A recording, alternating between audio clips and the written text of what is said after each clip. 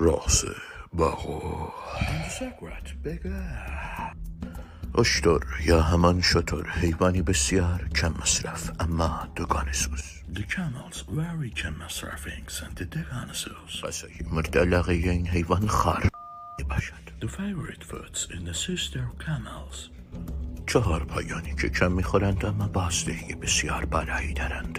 هر شتر با نوشیدن دست کم 2 سیسی آب میتواند قریب به 1 گالن 20 لیتر ادرار تولید کند که رقم قابل The توجهی camels 2 cc water in the 20 liters gallon dish and the very تمام perfect. اعضای یک کله شتر خواص مناسب به فرد خود را دارند. از خواهر این گونه عرق خار شتر، مادر آن مار شتر و تخم آن شتر مرغ استخراج میکنند. The sister camels and the mother camels and camel chickens is a amazing. همچنین پژوهشگران دانشکده پزشکی اکسفورد گواتمالا به تازگی پی بردند ادرار این موجود کم مصرف حاوی مقادیری بسیاری آمونیاک می باشد که برای بیماری هایی همچون حناق ذاتوری، سرطان روده بزرگ، سرطان روده کوچک، بواسیر، لوز المعده میانی، گوادر، باد فتق، سل طاعون، فلج اطفال و ویروس کووید 19 یا همان کرونا ویروس که به تازگی جهان را درگیر خود کرده است